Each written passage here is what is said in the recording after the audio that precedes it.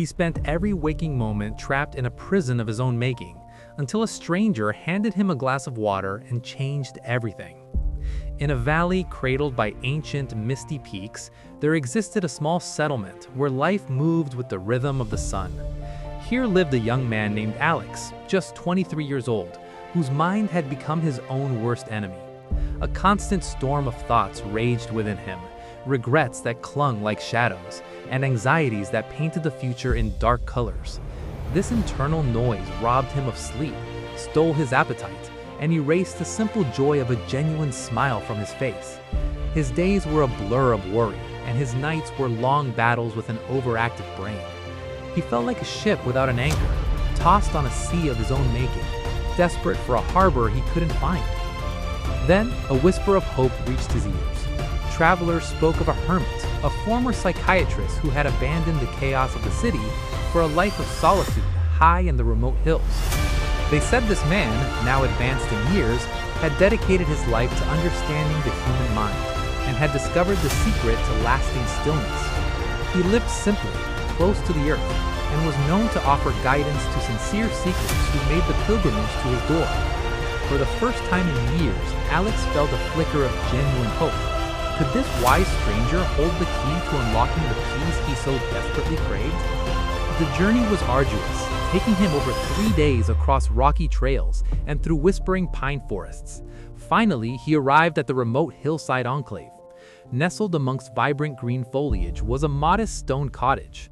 On its wooden porch, an elderly man with a face etched with kindness sat in perfect stillness, his gaze fixed on the distant horizon. Alex approached hesitantly. "Sir," he began, his voice trembling slightly, "my mind is a battlefield.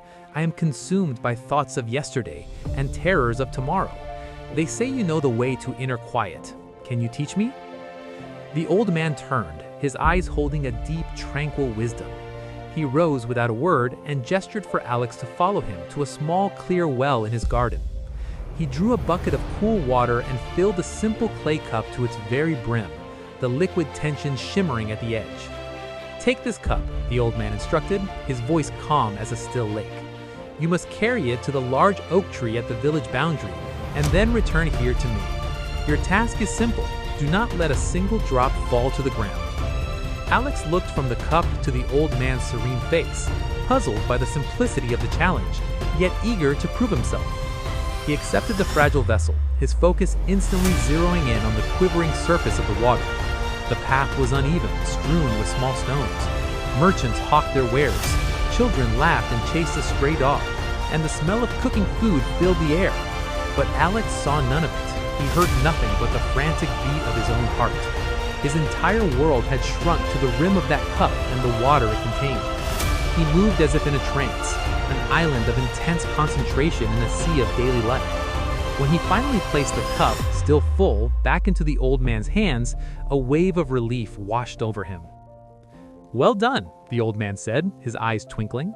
"But tell me, on your journey back, did you notice the children playing by the old fountain? Did you hear the melody the wandering musician was playing on his flute? The mind is a wonderful servant, but a terrible master." Alex's face fell. He searched his memory and found nothing. "No," he admitted, bewildered. "I saw nothing, I heard nothing. There was only the cup and the water." The old man placed a gentle hand on his shoulder. "And yet, for those few minutes, were you troubled by the mistakes of your past? Were you afraid of what next year might bring?" Alex's eyes widened as the realization dawned. "No," he whispered. "For the first time, my mind was quiet. Peace is not a distant destination, but the quality of the present moment." "That is the lesson, my son," the old man said softly.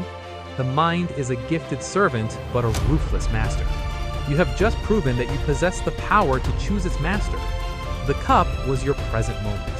When your attention is fully anchored in the now, the ghosts of the past and the phantoms of the future have no place to dwell.